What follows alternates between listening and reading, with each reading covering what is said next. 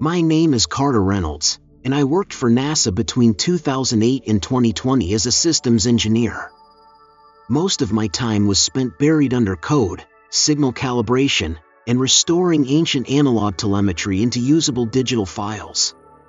It wasn't glamorous. It wasn't dangerous.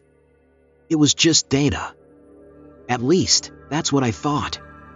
What I discovered wasn't supposed to exist. What I found wasn't meant to be remembered.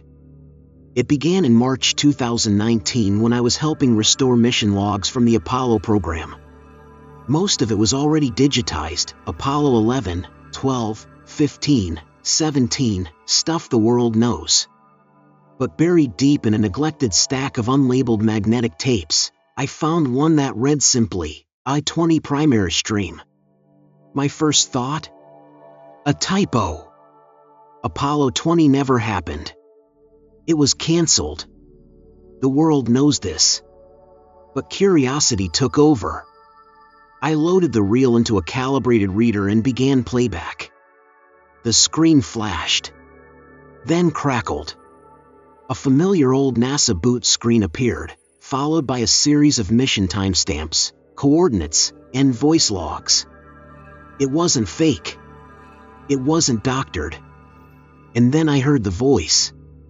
This is Commander William Rutledge. Mission Day 3. Lunar orbit insertion confirmed. Preparing descent sequence to Site Delta. Site Delta? I paused. My hands were cold. This wasn't in any database. This wasn't in any history book. I dove headfirst into the file. There were logs, still frame photos, and even rough analog video. It was grainy, sure, but very real. The footage showed a lander touching down on a shadowy part of the moon. No stars. Just black sky. The sun was on the other side of the lunar surface. The Apollo 20 crew wasn't listed in any known NASA records. But here they were: Commander Rutledge, co-pilot Leona Snyder, and a Soviet scientist, Dr. Alexei Leonov. Yes, the same Leonov who had walked in space for the USSR. A joint US-Soviet secret mission, launched from Vandenberg Air Force Base in 1976. No news. No press. No fanfare.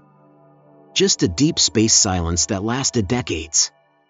According to the logs, they weren't there to explore. They were there to investigate a structure, something spotted by Apollo 15 in passing. The logs described it as metallic, elongated, not of human origin. Some entries used the word ship. Others called it temple. And one, which I found buried in corrupted data blocks, labeled it simply, Entity Storage Site. I didn't sleep that night. The next logs were far worse. Entering the structure. Hull breach successful. Atmosphere, surprisingly stable, Rutledge said, breathing heavy. What followed were field notes filled with contradictions. The craft had corridors and doorways, but none were made with Earth logic. Some went nowhere. Others bent space subtly. The crew reported dizziness, headaches, and ringing ears after just a few minutes inside. Inside the structure, they found preserved bodies. Tall. Thin. Alien. Female in shape, but elongated beyond human proportion. One of them was entombed inside a clear, coffin-like sarcophagus. Snyder reported seeing the figure twitch. Rutledge dismissed it as decompression stress. But then the lights came on. The crew didn't activate anything. The ship responded on its own. Chamber lights activated the moment Dr. Leonov entered the central corridor. He didn't touch anything. They just knew. That's what Rutledge said. Knew what? That they were inside?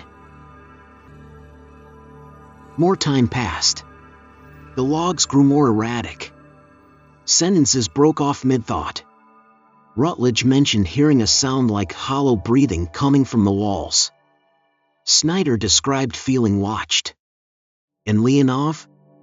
He began acting strangely, drawing symbols in his notebook that he claimed he'd never seen before. Symbols that matched carvings on the ship's walls. One log chilled me more than anything else. Snyder was dreaming of her childhood home, but it was floating in space. She said the moonlight outside her window looked wrong. Not moonlight. Eyes. There were signs that the ship was changing. It was no longer just a structure. It was alive. Not metaphorically. Literally.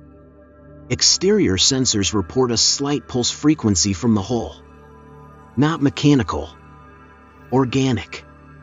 Like a heartbeat. By mission day 10, Leonov was no longer speaking in Russian or English. His speech was unintelligible.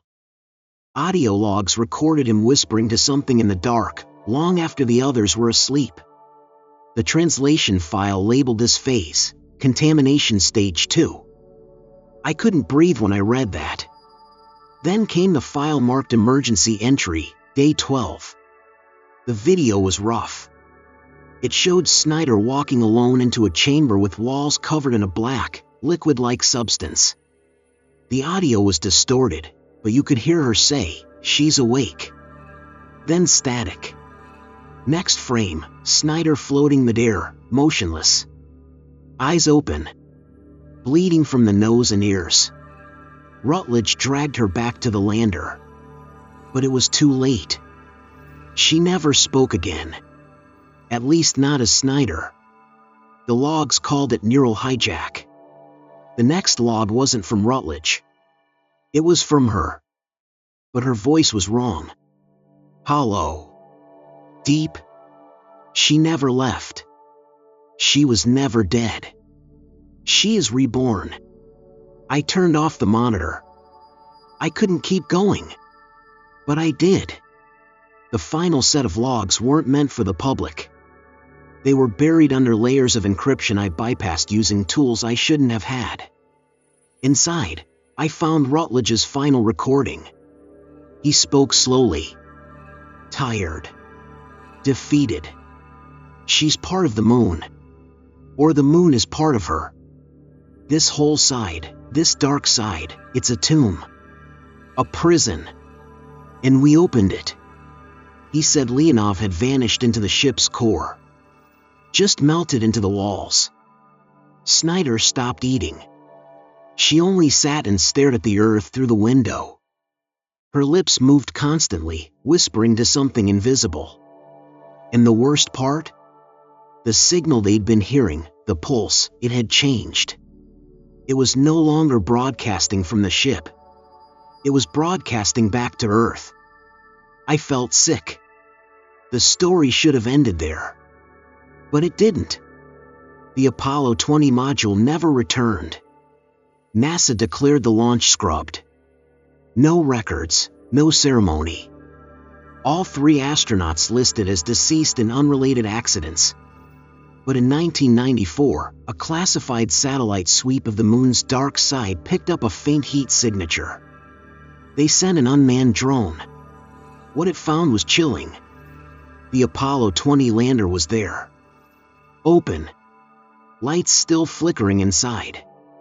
No bodies. Just a thin film of black residue on the floor and a humming noise that wasn't there before. The ship, if you can call it that, was still there too. Covered in more regolith now. Partially sunken. But not silent. Seismic sensors detected rhythmic activity beneath it. A low-frequency thumping. Like a heartbeat. I tried to report what I found. I told my supervisor, who laughed and told me to go home early. I did. The next day, my login credentials were revoked. The server where I'd been working was replaced. The tapes were gone. 2 men I didn't recognize showed up at my apartment that night. They asked me calmly to surrender any duplicated data related to Project Eclipse. That was the first time I heard the mission's internal name. I played dumb. They smiled and left. But I'd already made copies. And now, sometimes at night, when I listen to the raw audio, I swear I hear a voice under the static. A woman's voice. Echoing softly. You heard me once. Now you're part of the chorus. I think the moon isn't just a rock. It's a warning. A vault. A message that's not meant to be decoded. We assumed the moon was silent because it wanted to be. But maybe it was just waiting. For us to listen. For someone to open the gate. And that's exactly what Apollo 20 did.